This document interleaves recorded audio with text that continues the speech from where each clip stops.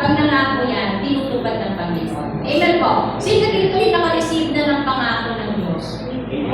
Amen. No? Yung po yung dapat natin paniwalaan na lahat po na nasusulat sa Bible, sa kanyang salita, lahat po nung yan ay dinaganap po niya at tinutupad niya po yan. Amen po.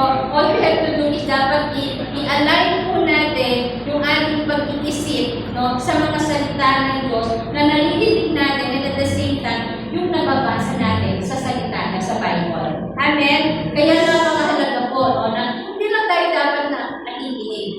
Dapat po inaaral natin ang salita nito. Dapat po nagbabasa tayo lagi ng Bible. No, nandiyan po ang Bible, binigyan na po tayo ng book ng Panginoon para yung communication natin nandun. Kasi, di ba, every time we pray, ayaw yung salita ng salita eh. Tama? Kaya naman natin ang Panginoon mag-usap sa atin. Paano? Sa pamamagitan ng pagbabasa ng kanyang salita. Kasi nandun na lahat. No, lahat ng gusto mong maranasan, lahat ng gusto mong gawin, lahat ng gusto mong malaman, no, ay nandun po sa salita nito. Amen po? Amen. So, shall we start? Ready na po ba kayo? Amen po? So, sige po, no, meron lang po katanungan. No? Sino po dito naranasan na ang pagsasaka? Pagsasaka. Dati, naranasan mo naman yung magtanim. Diba, no? So, alam na po ba yung sa magsasaka? Madali po yung trabaho nila. Mahirap po, magkano, diba, no? So, ibig sabihin, ang isang magsasaka ay napakahalaga po. No? Hindi lamang po sa pamilya niya, kundi mahalaga po siya sa lipunan. Sa pamilya po sa ating lahat. Bakit?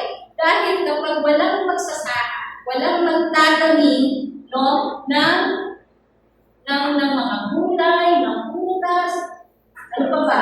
Palay, no? At tayo po ay magugutom. Walang magtatanim at walang mag-aanin para sa atin. Kaya sobrang napakahalaga po ng mga magsasaka. No? Hindi natin dapat maliitin, ay magsasaka lang ako. Ay magsasaka lang ang tatay niya. Ay magsasaka lang sila. Hindi. Dahil kung wala sila, wala po tayong kahit. Amen? No? So, kaya naman napakahalaga po ng mga magsasaka. Sabihin mo nga, mahalaga. Amen? No? Ang magsasaka ay hindi lang po ito basta-basta nagtatanim. Amen? Meron po itong proseso, no, sa kanyang pagtanim. Kaya tinanong ko sa inyo kanina, madali bang magtanim? Madali bang magsaka? Hindi. Kasi bakit? Kasi meron po nagawin. Hindi ginagawa siya. Hindi naman po siya pag nandiyan ng puto, tatapon na lang sa lupa. Hindi po. May paghahanda. Tama po ba doon? Kasi sa pagkulan natin, di ba? Kapag tayo nagtatanim, talagang tingnan natin saan magandang itanim. Itong tinggi, itong seed na meron tayo. Diba? So, hinahanapan mo siya ng magandang location, magandang lupa. So, may paghahanda. Bakit? Nang sa ganon, kapag po tayo ay nagtanim, kaya inaasahan tayo. Ano yung inaasahan natin? Mag-aani tayo. Ano po ba ang cycle ng pagsasaka? Kasi sabi ko nga kanina, ang pagsasaka, meron niyang proseso ginagawa. Hindi lang niya itatapon yung puto sa lupa tapos lalago na. Hindi. Meron siyang proseso. May cycle, no? Sabi niya dito, ang unang proseso ng pagsasaka is pag-aanda ng lupa. Dapat mo ba? Gusto mga nagsaka na? O gusto mga nagtatanim na? So, hinahanda din natin yung lupa. Hinahanda nila yung lupa para nililinis at inaararo ang bukid bilang paghahanda sa pagtatanim. So, syempre, panagita nila yung lupa, titignan nila yan. So, may mga bato-bato pa dyan, may mga dumi-dumi pa dyan. So, nililinisin yan, aalulugin yan, no? Para maihanda yung kanyang pagtatanim. Pangalawa po, unang ulan. Pero, unang ulan. Pag sa ulan, ano meron sa ulan? Tubig. Amen. So, sa unang ulan, pinapalambot yung lupa. No? At nagbibigay ng sapat na tubig upang makapagtanim at makapagsimula ang pagtutubo ng bibig. Amen. So, ibig sabihin, hindi mo lang ilalagay o ibabaon ang tubo, kundi kapag pinaon mo na yun, no, dapat pala ito ay yung bibig. Kailangan pala ang ulan. Amen. Pangatlo, syempre, pagtatanim. No? Inihahasik o itinatanim ang mga bibig. Pang-apat, pagdago ng paninim. Ayan na. No? No? Kapag po inanim na natin, mga bata ay kayo, di ba naranasan nyo na magtanim? Sa school, merong project na ganyan eh. Di ba? No? Na pagtanimin kayo. No? Pag po na tanim nyo na yung buto, no? Inaasahan mo ito ay lalago. Tama? No? Lalago siya ba? No? Dinidiligan o umaasa sa regular na ulan o kapag umuulan. Kasi hindi ito gusto ang ulan. Kasi dito yung nababagay, pag umuulan, umuulan na naman. Di ba? No? Hindi pwede hindi walang ulan. Amen? Hindi pwede sa isang taon walang ulan. Bakit? Mainit. Amen? No? At umaasa sa regular na ulan habang lumalaki ang mga pananim. So, ibig sabihin, kailangan dinidiligan ang mga pananim. Amen? Pang-lima, huling ulan. So, kung may unang ulan, merong huling ulan. Para ano na to? Ito na yung pag-harvest na. Amen? Ba't kailangan ba dinidiligan para makapag-harvest? Yes naman po. Amen, no? Nagbibigay ng sapat na tubig sa muling yugto ng paglaki at tumutulong sa paghihilog ng mga pananim bago anihin. So, syempre, umaasa tayo na hindi natin magkakaroon ng bunga. Amen? Nasa ganon, pag yung bunga na yun, nahinog na, ready to harvest. Aanihin na po natin. Amen po ba? No? At pang-anin, last, pag-aani. Ito na yung harvest. Amen? Kinokolekta ang mga hinog na pananim. Amen? No? So napakahalaga po talaga ng pagtatanim. Sabi ko nga kanina, kung walang pagtatanim, walang aanihin. Amen? So napakahalaga po nito. So makikita natin dito na mayroong bahagi ng ulan during dun sa ating pagtatanim. During din sa ating pag-harvest, may bahagi pa din ang ulan. Amen? No? So ibig sabihin, may dalawang klase po ng ulan. Ano yun? Kailangan para sa process ng pagtatanim. Kanina sinabanggit sa process ng pagtatanim. Ano yun? Yung unang ulan. Amen? No? Ano itong unang ulan? Ito po yung simula ng cycle ng pagsasaka. Meaning, sowing. Pag sinabi sowing, ito yung pagtatanim. Pangalawa, yung huling ulan. Amen? Ito yung huling bahagi ng cycle. Ibig sabihin yung paghihilog at paghahanda sa pag-aani. Harvesting. Amen? So, tandaan lang po natin yun. Yung unang ulan, ibig sabihin po ay pagtatanim. Sowing. Yung huling ulan, ibig sabihin po ay harvesting. Pag-aani. So, dalawang process lang po yun. No? So, ito ang dahilan kung bakit napakahalaga ng tamang panahon. Minsan kasi kung gusto mong magtanim, kailangan, siyempre titignan mo muna yung panahon, baka mamaya hindi maganda ang panahon. Tama po ba? No? Para lang sa gano'n, maging matagumpay po yung pagsasaka, maging matagumpay po yung pagtatanim. Nang sa gano'n, no, ito po ay depende sa dami ng gusto nating maani. The more na magtatanim ka, the more na ikaw ay aani. Amen. Katulad ka lang sa giving, di ba? Pag naman sa Bible din, di ba? Na kapag ikaw, the more you give, the more you receive. No? So depende po yan sa pagtatanim natin. Amen. Siyempre, habang tayo ay nagtatanim, dapat kasama doon yung puso natin. Hindi lang tayo basta-basta nagtatanim. Kasi baka may nagtatanim ka pero you're in the bad group. Hindi mo naman pwede sabihin, magtatanim ka, pahala ka sa buhay mo. Hindi pwede yun. Magtatanim ka, wala ka bang naasahan? Siyempre, hindi naasahan tayo. Kapag tayo ay nagtatanim, lagi tayo meron inaasahan.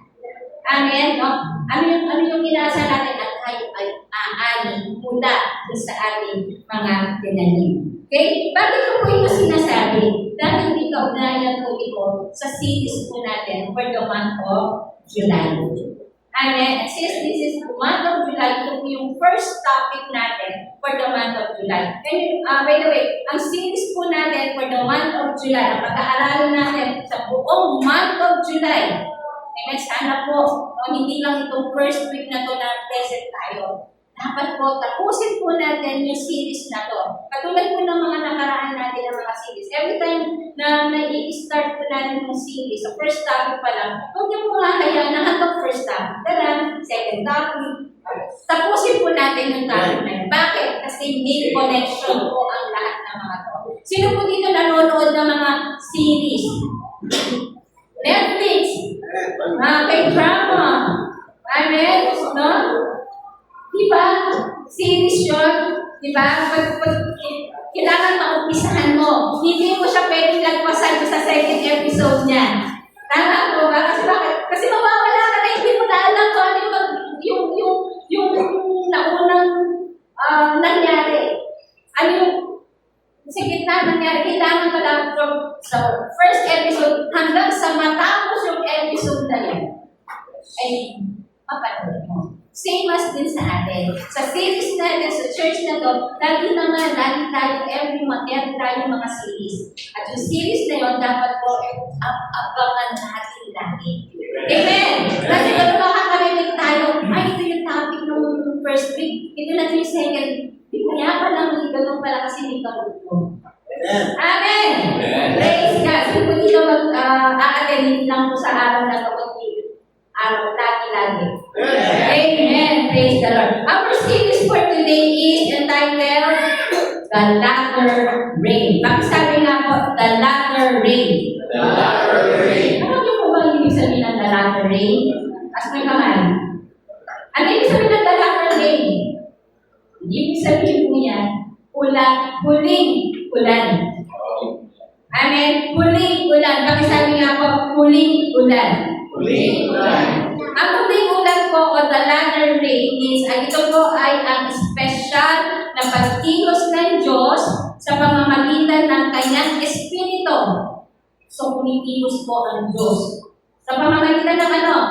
Ng kanyang Espiritu. Upang ihanda ang kanyang bayan. Sino po yung bayan na yan na tinutukoy? Hello? Tayo. Amen? No? Special na pagkilos ng Diyos sa pamamagitan ng kanyang Espiritu upang ihanda ang kanyang bayan para saan? Sa masaganang bunga. Amen. So, ang Diyos na napakabili.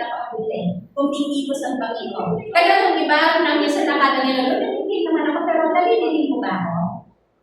Pero, sa totoo lang, kahit sa pananahimik ng Diyos, siya po ay kumikilos. Amen! No? Upang ihanda ang kanyang bayan para sa masaganang bunga at dakilang pag-aani. So, sowing and harvesting. Masaganang bunga at dakilang pag-aani sa kanyang kaharian. Okay? Ito ay panahon ng paglago, pagpapanumbalik, kapangyarihan, at pagiging mabunga sa paglilingkod sa Panginoon. Amen ba doon? No? Sino dito gusto lumago? Amen.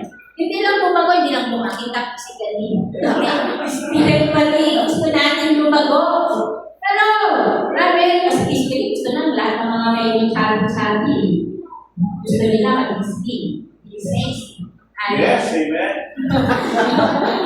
Pero dito, gusto natin, spiritually, nalago tayo. Kaya tayo nandito, kaya tayo nag-aaral ng salita ng Panginoon, kaya tayo umaalis sa mga services, kaya tayo nagsaselfon. Sino dito nagsaselfon na? Nasa pangay. Amen, no? Para tayo ay lumago. Hindi lamang po tayo lalagot sa Sunday service. Amen. Kailangan po sa araw-araw, dapat po tayo po ay nakakapanalangin, basa ng salita ng Panginoon, nag-aaral ng salita ng Panginoon, kasi yun yung magpapalago sa atin. Amen, no? Kailangan din po pala ng pagpapanumbalik, pabalik tayo. Amen, at hinahanda tayo sa kapangyarihan ng Panginoon at pagiging mabunga sa paglilingkod sa Diyos. Sino dito gusto maglingkod sa Diyos? Alam niyo po ba, hindi lang po dapat tayo nakaupo lang. Lahat po tayo ay gusto ng Panginoon na nililingkod tayo sa Diyos. Iba't ibang klase lamang po yung paglilingkod natin. Hindi po kasi lahat pwede maging pastor. Baka mamaya kasi magtatalo-talo na lang tayo. Amen, wala nang nakikinig. Amen. No? So, meron kanya-kanya po mamaya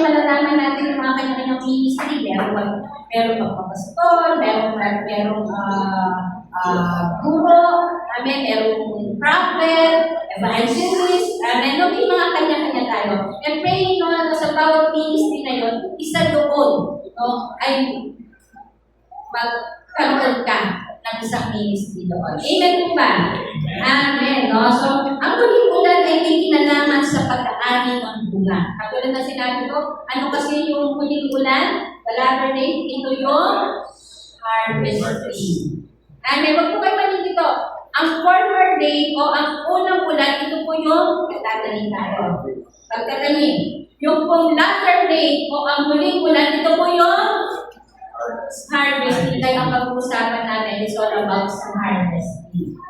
Amen. Huwag lang tayo mag-harvest ng mga physical o material things. Amen. Kaya po tayo nandito kasi pag-uusapan po natin yung spiritual na salita ng Panginoon sa atin. Harvesting, no, may kakaibang aanihin po tayo. No? Kasi bakit ang material na bagay na nakikita natin, ito po ay maglalaki. Naniniwala po ba kayo? No? Pero ang mga spiritual things, yung mga bagay na hindi mo nakikita, ito po ay magtatagal. Eternal po. Amen. Sino dito gusto nagtatagal? Amen. Pati sa relasyon, no? Gusto natin nagtatagal. Amen. Praise God. No? So, ang huling ulan ay simula ng huling dakilang pagbubuhos ng banal na Espiritu. So, when we are harvesting, no, andun po yung pouring out ng banal na Espiritu, yung Holy Spirit. And I believe lahat naman tayo alam natin kung sino yung Holy Spirit. Tama po ba? Amen, no? Sa pamamagitan nito, ang Iglesia ng Diyos, tayo po, ang church ay spiritual na may ihinog. Sino dito gusto mahinog? Alam niyo po ba, minsan na ay araw-araw ka na dyan, minsan araw na ilaw. Bakit? Kasi hindi ka nagpapasulo. Amen? Dapat pala nananatili tayo. Sino dito nakakatanda ng series natin last month? Fruitfulness and heart size. Diba meron na pag-intendo sa topic doon na dapat po pala manatili tayo. Amen? Kahit anong mangyari, kahit anong circumstances ng buhay mo, manatili at manatili tayo sa Diyos. Amen? No? So dapat po pala lagi tayo nakakapit sa puno. Amen? Sino dito gusto yung isa nga, dahil tayo gusto natin nakakapit tayo sa puno. Amen? Ang puno na yun ay walang iba, kundi ang Panginoong Jesus. Amen? No? Magkakaroon ng kapangyarihan sa pangangaral ng Ebanghelyo. Amen? Sabi niya dito, sa pamamagitan nito, ang iglesia, ang church, ay spiritual na mahihinog, magkakaroon ng kapangyarihan sa pangangaral ng Ebanghelyo. Ang church po ba na to ay tinuturo ang kung paano mag-evangelize? Napakalaga po nun. Amen? Kasi hindi pwedeng ikaw lang ang makakarinig, makakatanggap ng salita ng Panginoon. Kailangan din pala tayo bilang nakatanggap sa Panginoon, sa kanyang mga salita, pinaniniwalaan natin to. Ito po yung ating pinapahagi sa mga kapwa-tao natin. Amen? Amen? No, hindi natin, huwag natin ipagtumot ang Panginoong Jesus. Kailangan kung ikaw, kilala mo si Jesus, no?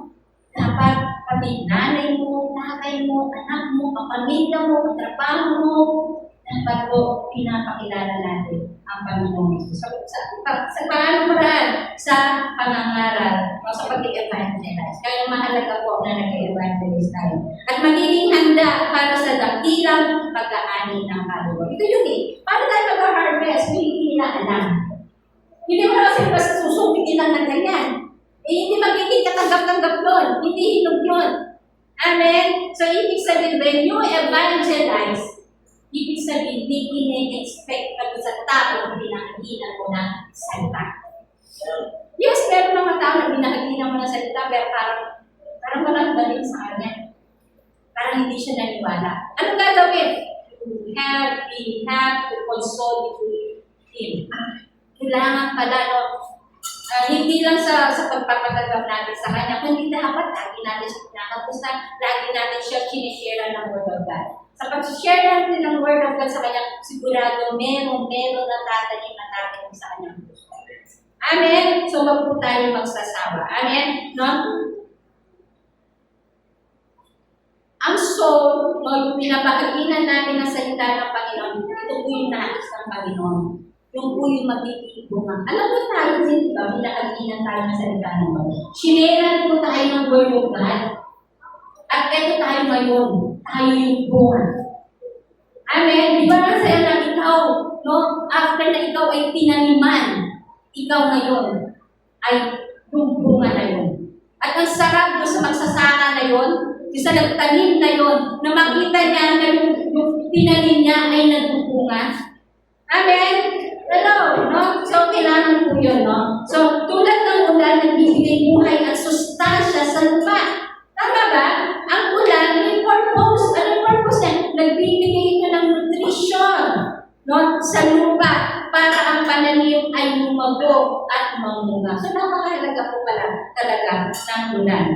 Which is, ito yung Holy Spirit. When we share the Word of God, alam naman natin ang Holy Spirit, pinigay sa atin na. Tama ba? Pero, when God ascended into heaven, anong sabi niya? Hindi po kayo iiwang namumulila o nag-iisa. Bakit? Kasi ang Panginoong Yesus nung dumating siya, pinaniman natin. So, ano gagawin? Nung siya ngayon ay kailangan ng umakyat para makasama niya ang kanyang ama, hindi naman siya nagpabaya. Bagkus, nagpadala siya ng makakasama natin, which is ang Holy Spirit. Kaya, ang Holy Spirit, meron pong mahalagang part po sa atin para tayo po ay magbunga at may handa sa great harvest. Kung tayo yung tinaniman, nagbunga tayo, it's our turn na tayo naman ay magtanim. Nasa ganun tayo po ay magbubunga. At kapag nagbunga, ano mangyayari? Aanin. Hello! Amen. No, asabi po natin na hindi lang po tayo aanin ng mga physical or material things. Hindi ang pinaka-main purpose, no, is ang Panginoon, gusto niya po yung bunga ng kaluluwa. Amen. Yung kaluluwa po, yun po yung nais ng Diyos. Yung kaluluwa po, yun po yung gustong bunga ng Diyos. Yun po yung gustong bunga ng Panginoon. Amen. Kaya we need to focus sa panahon natin ngayon. Panahon natin ngayon. Bakit ano yung panahon natin ngayon? Sa Pilipinas na lang. Ang daming naguluhan. Yes. Nag-aaway-aaway. Sa Senado na lang. Amen?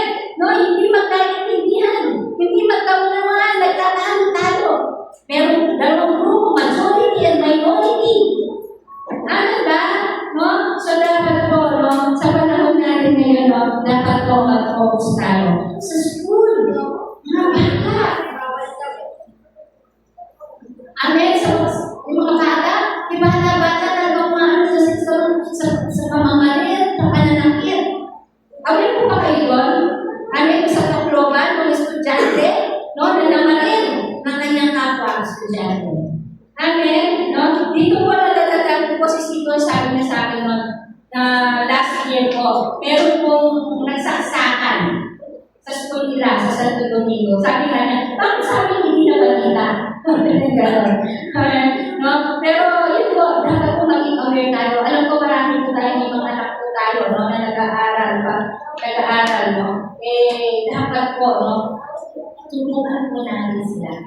Gabayan po natin sila sa salita ng Panginoon. Kasi kapag wala sila sa salita ng Panginoon, anong-ano kung pumapasok sa kanilang mga isipan. Amen? No, hindi mo pwede sabihin, bata pa naman yan. Hindi. Kailangan habang bata, tinitrain na po natin sila sa salita ng Panginoon. Tinitrain na po natin sila, no, na sila ay manalangin, sila ay magbasa ng salita ng Panginoon. Amen po ba doon? Amen, no? So, sino dito gusto kumani ng salana? Gusto kumani ng salana. So, kung gusto mo natin kumani ng salana, ibig sabihin, meron po tayo pero sino dito gusto natin yung ginagawa? Kasi sa mga nanay na lang, di ba? Pag-ising, di ba? So, parang sanay tayo na gumagawa tayo. Ano wala tayo mga nanay? No? Pag-ising mga magbulat na lang, alam mo na kung ano yung gagawin mo. Amen ba? Pero gusto natin na may magbunga yung mga ginagawa natin, yung gusto natin mangyari. May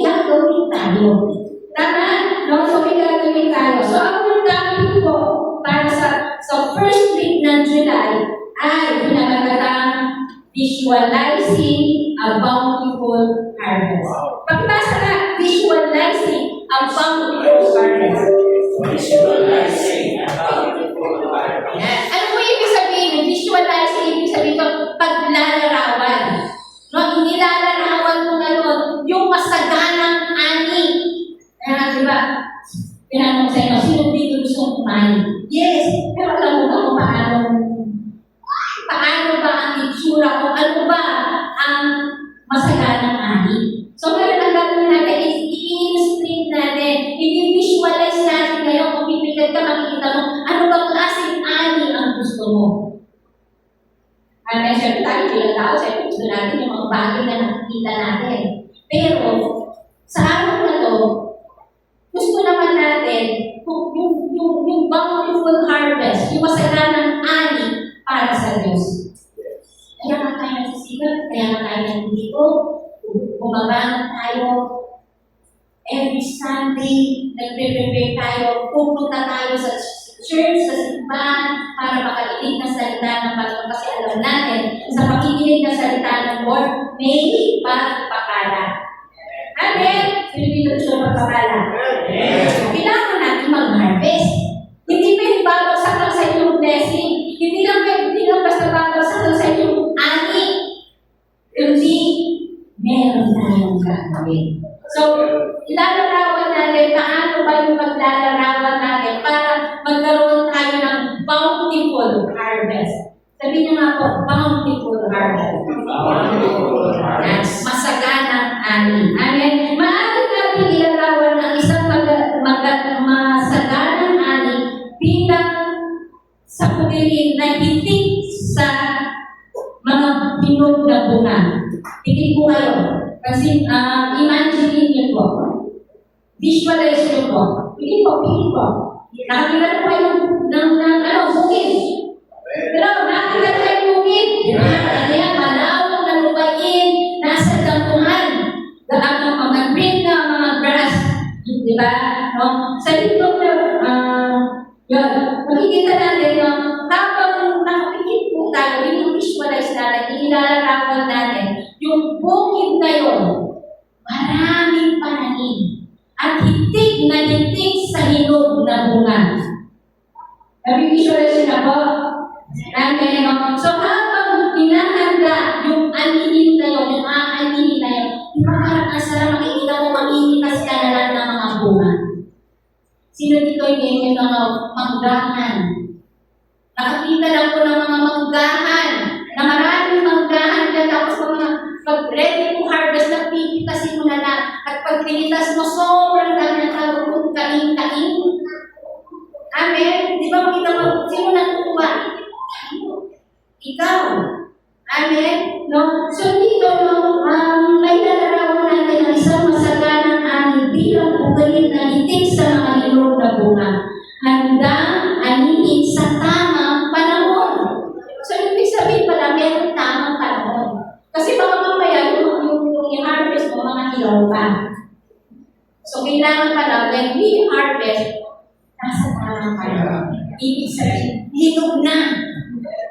Pwede nang kunin. Pwede nang anihin. Ang masaganang ani ay bunga ng sapat na ulan. Kaya pala tayo ay nagkakaroon ng masaganang ani ay ito po ay dahil sa sapat na ulan. Mabuting pangangalaga at tamang panahon ng pagdadaling ng pag-aaral. So kailangan ko pala sapat na ulan, pangangalaga. Inaalagaan ko yan. Hindi lang po natin basta-basta iiwan, ulan na naman natin na hindi. So, inaalagaan ko yan at sa tamang panahon ng pagdadaling at pag-aaral. So, sa spiritual na mahulugan, no, ito ay sumasalisag sa mga taong lumalago. Wow! Tayo po pala yun. Tayo po pala yung tinanim. Tayo din po pala yung harvest. Now, ikaw ay harvest na, it's time for you na ikaw naman ay mamunga. Ikaw naman ang magtatanim na sa ganon, mayroong bunga na nagbumula sa iyo. Nagigets niyo po? Amen. Parang ano yan? Mangga. Di ba may bunga mangga? Pagkatapos mo na yan kainin, no? Gusto mo agad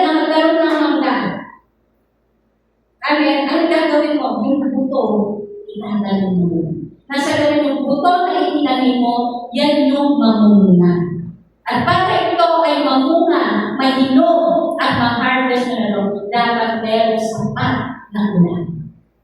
Ano yung sapat na ulan na yun? Sa spiritual, ito po yung Holy Spirit. Ito po yung sa atin. Kung gusto natin na tayo ay mamunga, amen, kailangan po ng paggabay ng banal na Espiritu. Amen? So, ang verse po natin sa araw na ito is matatagpuan po siya sa Joel chapter 2, verse 23 to 31. So, ito na lang po. Sabi niya dito, maganda kayong mga taga-Zion. Ano po ibig sabihin ng maganda? Be glad, rejoice. Amen? Ano po ba ito? Masaya. Dapat masaya ka.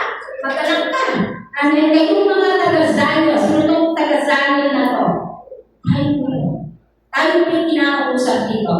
Amen? So itong passage na ito, tayo po yung kinakausap dito. Sabi na dito, magalang kayong mga taga-Zion sa ginawa sa inyo ng Panginoon ng inyong Diyos, sapagkat binigyan niya kayo ng unang-unan at nasundan pa ito gaya na dati upang ipakita na malulit siya. 28, at pagkatapos ibibigay ko ang aming espiritu sa lahat ng tao. Ano, diba? Nung siya ay umakyat na sa langit, ibinigay ba yung espiritu? No! Bumaba ba ang espiritu ng Diyos kahit nandun na siya sa langit? Amen naman, no? Ang inyong mga anak na lalaki at babae ay magpapahayag ng mga propesiya. Ang inyong mga tandang lalaki ay mananaginip at ang inyong mga binata ay makakakita ng mga pangyayari. 29, sa mga araw na iyon, ibibigay ko rin ang aking espiritu sa mga utusang lalaki at babae. 30, magpapakita ako ng mga himala sa langit at sa lupa. So, merong himala, no, na ipapakita ang Panginoong Yesus sa atin. Na kahit nandun na pala siya sa kalangitan, siya po ay gumagawa din. Siya po ay umaantawan at gumagaway pa rin sa atin. Kasi ayaw niya na masasayang yung bunga na nagmula sa kanya. Amen? No? 31. Ay, 30. Magpapakita ko ng mga himala sa langit sa lupa, may makikitang dugo, apoy, at makapal na usok. Magdidilim ang araw at magkukulay dugo ang buwan. Mangyayari ito bago dumating ang kamangha-manghang araw ng pagbubuo ng Panginoon. Alam naman po natin na meron second coming. Pero hindi ko aware na muling papalik ng Diyos. Muling darating ng Diyos. In the Old Testament, doon pinag-uusapan ang pagdating ng Panginoon. In the New Testament, dumating si Jesus at muling umalis ang Panginoon Jesus dahil kailangan niya makakil sa kanyang Ama. Pero sa panahon natin ngayon, ang inaabangan natin is yung mamuling pagbabalik ni Jesus. The second coming. Sino dito gusto na tumalik si Jesus? Gusto niyo na? Hinog na ba? Hello? Hinog na ba? Ready for harvest na ba? Kasi kailangan ready for harvest na bago darating ang Panginoong Jesus. Habang hindi pa ready for harvest at nagpapahinog pa lang, nagtatanim pa lang tayo, pinaabangan pa lang natin ang ani, kailangan kumikilis tayo bago dumating ang muling pagbabalik ni Jesus. Huwag natin masabi na babalik na si Jesus tapos tayo hinog pa. Wala pa tayo harvest. Namin, kailangan may maanin muna tayo bago mag-dumating ang Lord. Kasi pag nadatnan tayo ni Lord na wala pa tayong harvest, hindi pa tayo nagbubunga, ano ang pwede mangyari sa atin. Amen? So, kailangan po, mahinog muna tayo. Kailangan mamunga muna tayo. Para sa muling pagbabalik ni Jesus, handang-handa na po. Amen? Naniniwala po ba kayo? Nakailangan kasi sa isang mananampalataya, naiintindihan at unawaan niya yung yung unang ulan at huling ulan. Kailangan na unawaan ng mananampalataya tayo, mananiniwala sa Diyos na sa pagtatanim at sa pag-harvest ng halo. Pag hindi natin ito pinaniwalaan, wala tayong ma-harvest. Amen? Objectives natin number 1, upang maunawaan ang prophetikong pangako ng pagbubuhos ng banal ng Espiritu sa ating panahon na maghahanda at magpapahinog sa iglesia bago ang ikalawang pagpapahinto ng Panginoong Jesucristo. So, yun po yung sinasabi ko kanina. Ang bawat mananampalataya dapat maintindihan yung una at ang huling ulan. Dahil hindi natin matatanggap yung harvest hanggang hindi natin nauunawaan yung unang pagdating at yung huling pagbuhos ng ulan. Amen? No? Number 2, upang maunawaan na tayo ngayon ay nasa panahon na ng huling ulan. Nasa end of times na tayo. Hello! Amen? Kaya hindi na po tayo dapat pamangkin-mangkin. Hindi na po tayo parelax-relax. Kailangan kumikilos na po tayo. Amen? No, hindi na tayo dapat matulog-tulog. Hindi dapat lagi tayong gising. Yes, DJ. Para sa paghahanda na sa muling pagbabalik. Bakit? Kasi malapit na yung second coming of Jesus. Yes. Naniniwala naman po ba kayo sa second coming of Jesus? Kaya kung naniniwalaan natin, yung muling pagbabalik ng Panginoon Diyos, dapat handa tayo. Hindi natin alam, wala nga nakasulat sa Biblia kung kailan. Yung exact date, na po nakakalam kung kailan yung pagdating ni Lord. Hello? Meron ba nakakalam? Wala. Diba? So, kung hindi natin alam ang pagbabalik ng Diyos, kung kailan ito, pero alam natin na darating siya, dapat po ba na maging handa? For example, sa bahay na lang, hindi mo alam kung kailan ka magkakaroon ng bisita. Tama, hindi mo mag-invite. Di ba pag may bisita, tapos hindi ka handa, makikita mo yung bahay mo, ang gulo-gulo? Tapos nasa gate pa lang, ay, ba't nandiyan siya? Ang gagawin mo, papasok kayo, ang bis-bis mo naglilinis. Bakit kasi ayaw mo nakikita ng bisita mo na napakagulo na ng bahay? Napakagulo ng bahay. Pero kung ikaw ay araw-araw na naghahanda, naglilinis ka dyan, nag-aayos ka dyan, anytime na merong bisita, okay na okay. Amen? Naranasan niyo po ba yun? Nagpita-pita meron na lang darating sa bahay niyo, tapos ang gulo na bahay. Tama po? So, para hindi tayo naso-surprise, hindi tayo yung nag-ahabol, kailangan po pala handa tayo. Bakit? Kasi end of times na. Kasi malapit na yung pagdating. Hindi natin alam kung kailan yung exact na pagdating, pero darating ng Diyos. So, anong gagawin natin? Dapat handa po pala tayo. Sino dito gusto laging handa? Amen. Gusto maging handa po tayo. Amen. So, how to visualize a bountiful harvest? Turuan tayo, paano pa tayo? No? Paano natin pa ilalarawan ang masaganang ani? Amen. Sabi mo, masaganang ani. Gusto natin yun, di ba? No? Wag lang yung material things. Kasi kapag sinor natin si Lord, inuna natin si Lord, all the things shall be added unto you na. Kahit hindi mo na sabihin eh. Kasi ano naman yung Lord, kung ano yung kailangan mo, ano yung pangangailangan mo, sino na bahala doon sa mga wants mo, sa mga kailangan mo. Amen. Ang kailangan lang natin gawin is dapat, matuto tayo o ihanda natin yung sarili natin para sa bountiful harvest. Ready na po? Number 1, nasabi na dito, kilalanin at unawain na nasa panahon na tayo ng huling ulan. Amen? So kung i-visualize mo ulit na sinabi ko kanina, no? Alam natin nasa end of times na tayo. Malapit na eh. So dapat unawain natin. Kaya tayo yung pag-aaral ng ganito. kasi inihahanda po tayo. Hello!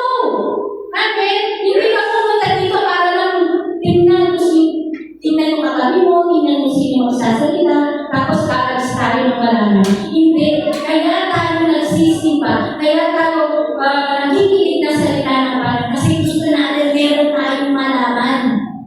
Kasi pag wala kang alam, mahuhuli ka. Mahuhuli ka sa balita. Pero kaya kailangan natin makialam.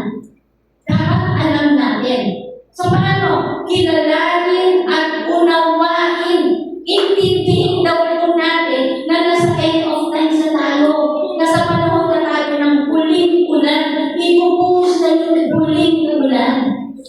Amen? Ready to harvest. Mag-harvest na. Si Lord, isa ka ba ito sa mga harvest? Hello! Baka kasi mamaya, dumating na si Lord, ikaw ba ka? Amen? Hindi mo pwede sabihin kasi mali na ako eh. Kasi naipanyain ako eh. Hindi ka malihinog doon kung gano'n ang mindset mo. Kasi madami akong ginagawa eh. Kasi naglalaro pa ako eh. Kasi hindi naman din eh. Kasi nilakad ako. Amen. Kailangan maging hinog tayo. Para na sa ganun pagka dumating na yung pagka-harvest, di ba mag-aaral? Ang Panginoon, mag-aaral din siya para mag-ani. Para mag-harvest na. Pag natin hayaan na tayo ay hindi ma-harvest, bakit pipitasin na lang na tayo? Ay, hindi ba pala? Ilaw pa. So, naranasan ko na yung sa mga kalala. Dahil pa na malaki pero ilaw-ilaw pa. Hindi pa siya pwede niya. Huwag po tayo matulad sa loob. Nakapag dumating ang Panginoon at hawakan na tayo, dapat ready to harvest na tayo. Ito, pwede na ito. Amen po? So, dapat kilalanin at unawain natin na nasa enong tayo sa tayo. So, dapat natin, kailangan ready tayo. No more excuses. Hindi pwede maging excuse kasi may trabaho ako, nag-aaral ako. Hindi. Amen? Dapat lagi tayo handa. Kasi hindi mo mapipigilan ang pagdating ng Diyos. Hindi yan, pwede ko, kung kasi ito na dumating. Hindi. Kapag nandyan na yan, nandyan na siya, mag-harvest na siya. And let us all pray na isa tayo sa mga harvest nito. Amen po. No? So ang panahon na naging pagbubuhos ng banal na spirito, ng spiritual na pagpapagong buhay, revival. Amen? Yes, minsan nakikita tayo, minsan nawawala tayo. Lumalayo tayo. Pero as we hear the word of God, the message of God today, kailangan ma-revive tayo. Amen. Muli tayo mabuhay. Amen. Hindi sapat na nag-church naman ako, pero yung puso mo buhay pa yan sa Panginoon. So we have to revive. Amen. At nang malaking pagaan ng mga kalwa bago ang ikalawang pagpapalido ni Jesus. Bilang mga mananampalataya, kailangan natin maging mula. Kailangan alam natin. No? At hanggang makibahagi sa ginagawa ng Diyos sa ating Panginoon. Alam natin that Jesus is working. Tama ba? Jesus is working. Yes. Amen. Meron siyang mission. Iniligtas niya tayo. Tama ba? John 16, iniligtas niya tayo. Pero para ikaw ay tunay na maligtas, kasi Panginoon, tiyala na dyan eh. Lahat naman tayo gusto iligtas sa Panginoon. Ikaw ba gusto mong maligtas? John 16 na lang, di ba? Dahil sa pag-ibig ng Diyos, binigyan niya kanyang buko na anak. At sino man ang sumampalataya ay magkakaroon ng buhay ng Panginoon. So, ginagawin tayo. Amen? No? So, bilang isa sa mga naging bunga, kailangan maging bahagi tayo sa ginawa ni Jesus. Ano ginawa ni Jesus sa atin? Namatay siya. muli ng buhay para sa ating kaligtasan. Hindi mo makain gawin yun. Pwede ka ba mamatay para sa sarili mo? Para maligtas mo? Hindi. Pwede ba mamatay yung boss mo? Yung magulang mo? Kaibigan mo para sa'yo para maligtas ka? Hindi. Ang nakakagawa lang mo, hindi sa walang pinapulong ng Panginoon. Kaya paano? Naranasan natin yung pagkiligtas dapat maging kabahagi tayo sa mission ni Lord. It's time for us na tulungan natin yung kapwa natin na maligtas din sila. Hindi sa pamamagitan mo na ikaw yung mamamatay para sa hindi. Ibahagi mo sa kanila yung gospel, yung kabutihan, yung mabuting balita ng Diyos. Amen? Nasa ito, alam nila. So, marami po yung part natin. Amen? No, hindi na ikaw yan.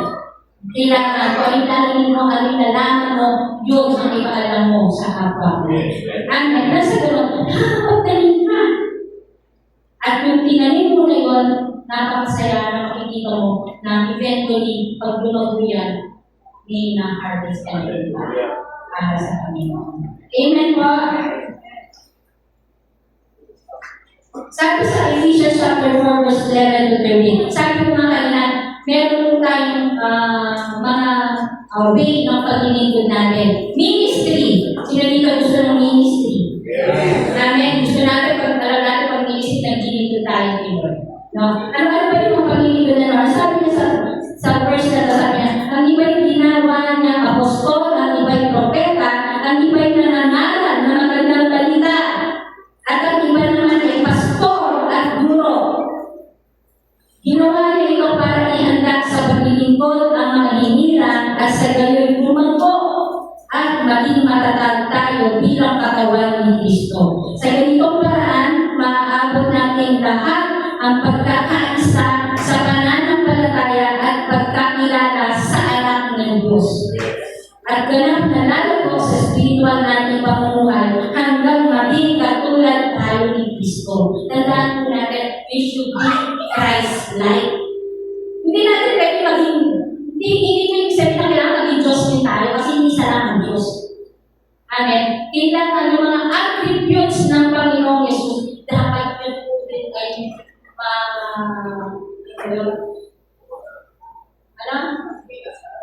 makita sa atin. Ang Diyos ay mabuti, ang Diyos ay mapagpasensya, ang Diyos ay mapagparawal, ang Diyos ay mapagmahal. Dapat makita yun sa atin. Amen. So, iba't ibang uri po ng ministry ng apostol. Alam mo po may apostle. Sabi na dito, nagbibigay direksyon at pananaw at pundasyon para sa ministry. So, kung ikaw ay magkatangyan nito, kaya mo pa lang magbigay ng direksyon at pananaw para sa ministry, ikaw ay sa apostol. Amen. Bibigay ka ba ng direksyon? Patungo kay Kristo sa mabuting gawa. Amen. Prophet! Sino dito prophet? Hindi yung pag-chismis, ha? Baka natin prophet sa chismis. Hindi. Sabi nito, nagpapahayag ng mensahe ng Diyos upang magbigay babala. Sino dito hindi mo magbigay ng warning? Si DJ na magbigay ng warning? Amen. So, prophet, pag ganun pala. Tinatapos po niya kami. Babala, tanong pala, pagpapalakas at pag-alo. Tinatawag mo, kasi naaragay na si Lord, kapag hindi kayo sumunod, kayo ay mapupunta sa impyerno. Sila ibigay babala. Kung prophet ka, do your ministry, pagiging prophet. Pangatlo, evangelist. Ito yun. Ito base tayo na dito eh. Nag-evangelize, sharing the word of God. Hindi mo pwede magbigat, hindi mo kailangan magpakalan na yun. Sa bahay mo pala, mag-evangelize ka na. Amen? Isa na iiyak ka, iba na iiyak ko. Isa hindi mo lang about Jesus, ako sa church. Diba? Kaya sabihan si Pastor, Pastor, punta sa bahay namin. Ano tayo? Kung Bible study tayo. Why?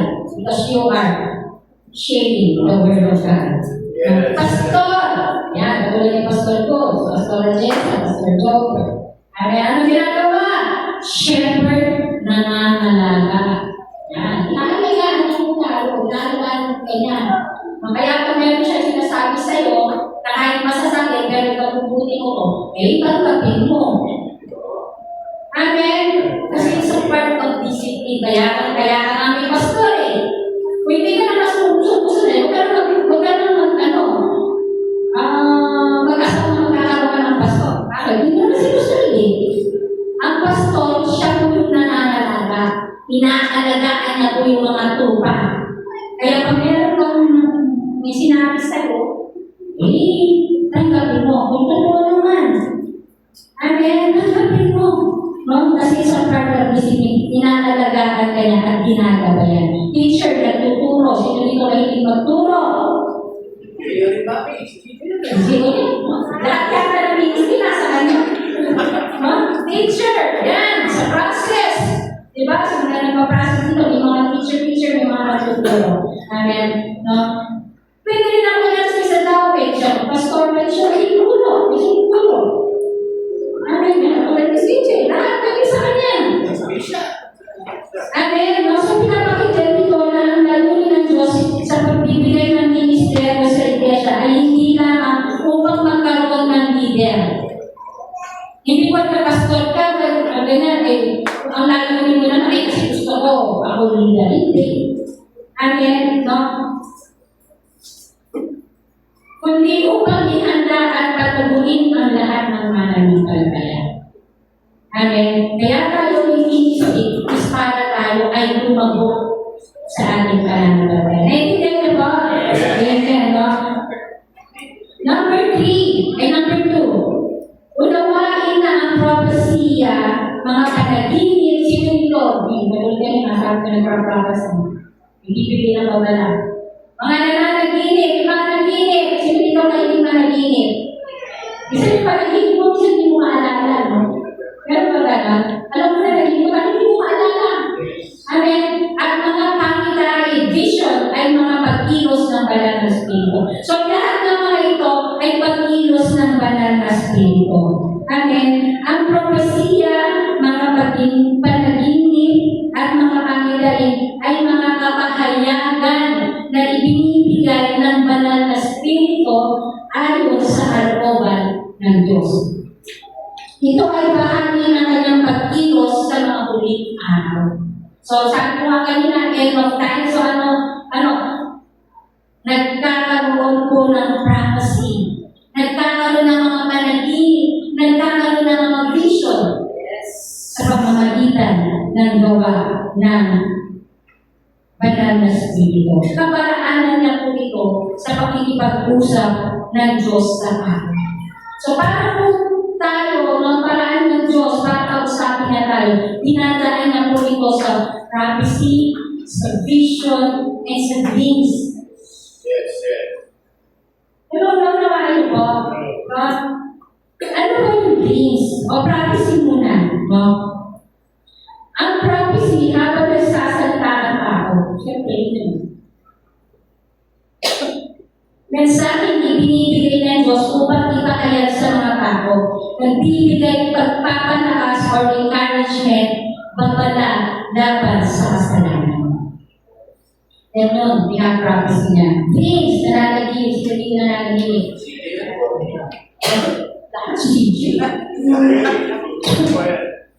Mensaheng matatanggap habang natutulog. Matulog dyan. Sabi mo naman na ikaw ay nag-dream. Si Jidin yun.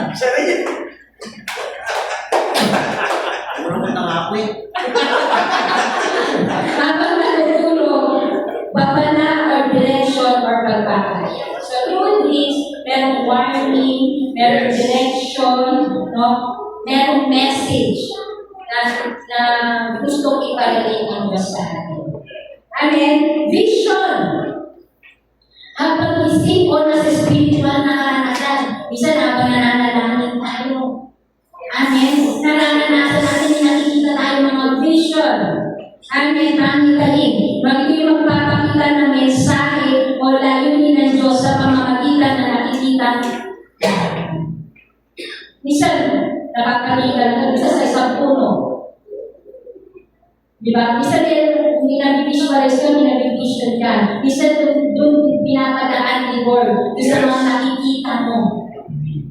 Amen. Okay, dito sa church, tingnan nyo na lang. Ano ba ang vision ng church na ito? Yes, pakilala po kami. Di ba? Sige naman. Kapag nakikita mo sa church na ito, itong church na ito, nag-visualize ko na maraming kaluluwa ang aaninihin. Yes. Amen! No? So doon nangungusapan ang Panginoon sa atin through prophecy, through dreams, and through vision. Amen. No? So dito ay pinangako ng Diyos na sa mahuling araw ay ibubuhos niya ang kanyang spirito at bilang bunga nito, yun nga, magkakaroon ng prophecy, dreams, and vision. Na-experience niya po kayo? Na-experience niya ba mag-prophesy? Yes. Na-experience niya mag-naginig? Na-experience niya magkaroon ng vision? Amen. So, yan po yung pwede natin mag-visualize para magkaroon ng kasaltahan ng amin. Amen. Bilang mga mananampalataya, dapat tayong maging bukas sa pagkilos ng Banal na Espiritu. Kailangan open ka sa Holy Spirit. Hindi ka pwede ako matakot. Kailangan all out ka sa Banal na Espiritu. Pero, dapat, kahit nagpaprophesy tayo, kahit nag-dreams tayo, o nag-spirit vision din, dapat maging matingat din tayo. Kasi mamaya, yung pinoprophesy mo, yung mga panaginip na nakapaginipan mo, o yung mga vision na nakikita mo, baka mamaya hindi na galing sa Diyos. Pero, baka yung pa nakakalag, uy, sabi ni Lord! Lahat dapat, through vision, through dreams, through prophecy, lahat yan dapat ay nakaalign sa scripture ng Word.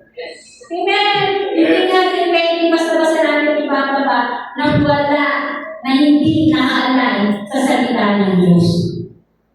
Pero po, amen, kahit gusto mo mag-prophecy, asahin mo, ipag-pray mo, na lahat ng magpapahayag mo, dapat yan ay nakalay sa salita ni Lord. Amen po?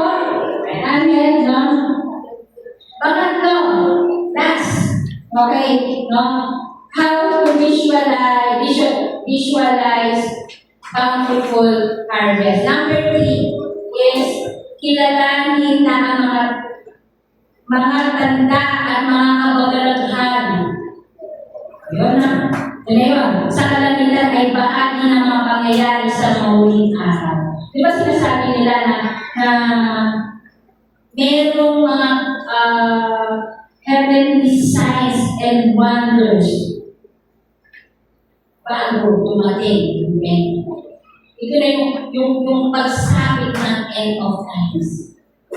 Pag nakikita na tayo mga heavenly signs, mga kababalaghan, ano yung mga kababalaghan? Ano nasa sa una? Lindol. Pero, malakas na lindol, sunod-sunod na nakaraan. Kaya iba yung sunod-sunod na malakas na lindol, sinasabi, darating na doon.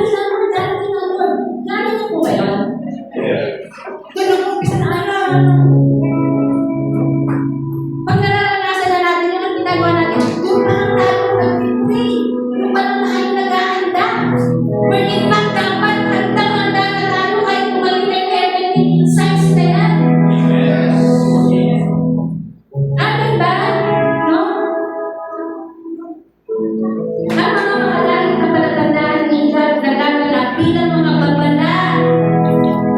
So, ibig sabihin, no, na kapag nararanasan na natin ito at nababalitaan na natin, nakikita na natin na meron na mga kababalaghan nangyayari sa mundo natin, even sa bansa natin, no, ibig sabihin po, no, ito ay babala upang tawagin ang mga tao sa pagsisisi at pagkinalas. So, kung tinagal ka lang, ang kasalan din po, may mga lingkod na, meron ng pag-away-away. Ano man yung mga nagawa natin na hindi mabuti kalooban ng Diyos o hindi ba natin pinikilala ang Diyos, it's time for us to receive Jesus Christ as our Lord and Savior. Baka kasi mamaya, nandiyan na nga dito,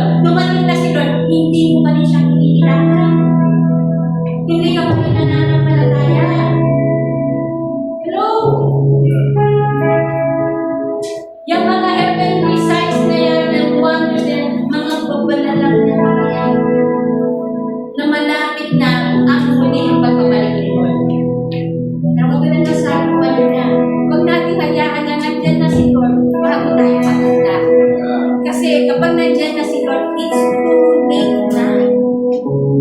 Naintindihan niyo po ako? Naunawaan niyo po ako? Amen? Itinuturo ng Bible na bago ang second coming of Jesus, magkakaroon ng mga tanda at kababalaghan sa panangutan bilang bahagi ng katuparan ng mga prophecy tungkol sa mga wika. So, totoo po yun, ha? Totoo po yung end of times. Totoo po yun na darating si Lord. Hello? Do you believe? Yes. Naniniwala po ba tayo? Pero ang mga mangyayari dito ay hindi dapat maging dahilan ng takot. Hindi dapat matakot para sa mga pumananampalataya. Kundi paalaga na ang mga salita ng Diyos ay natutupad at ang kanyang pagbabalik ay nananatili. Sabi ko nga kanina, ang Diyos kapag nagsalita ng ako, tinutupad niya. Pag sinabi niya babalik siya, babalik siya. Kaya meron tayong inaabangan. Meron tayong ine-expect na muling darating at babalik si Jesus. Ano po? Yes. So, amen.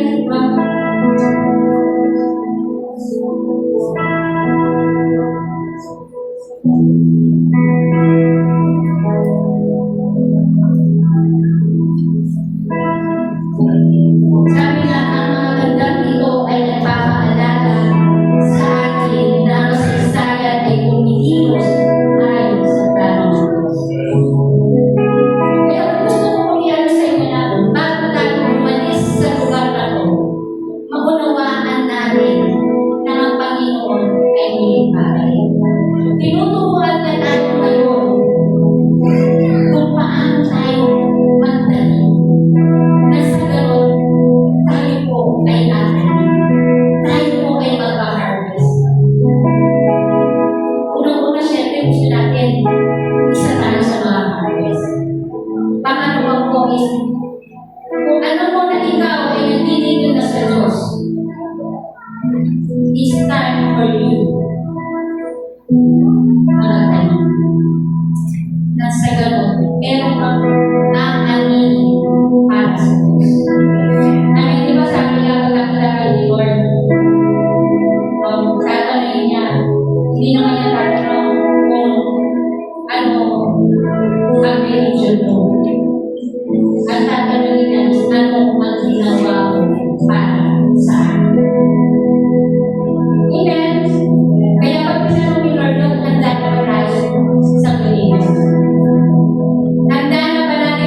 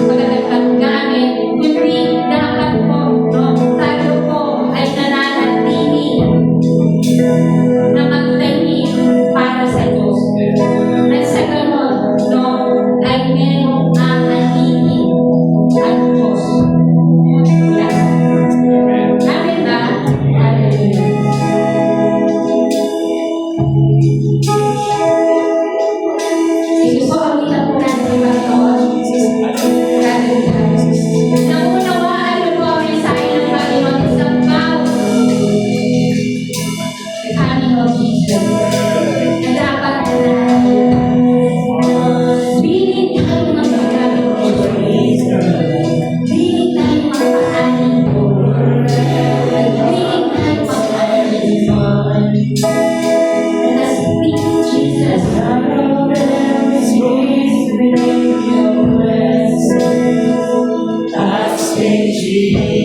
Yes, kailangan natin.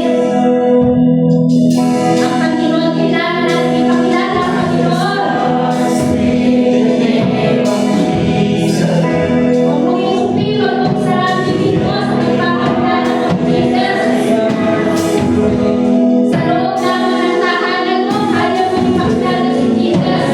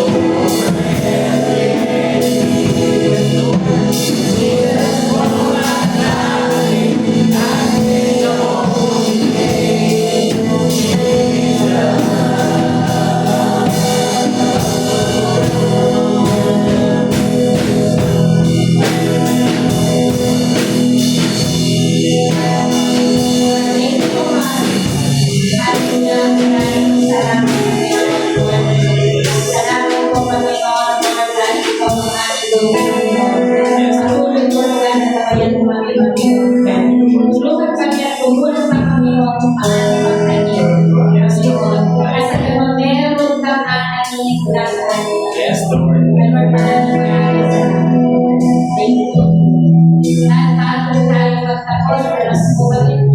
Itong araw na to, it is the first Sunday, no? Isipin po natin, paniwalaan natin kung ang ginawa ni Jesus sa buhay natin, kung saan inaalin ang kanyang buhay. Ito yung pagkulitan natin at pagkalala muli. Pagkulihan, biyaya ng Diyos sa atin. Hindi lang natin matatang dahil gusto na natin, kundi dahil ito yung pag-alala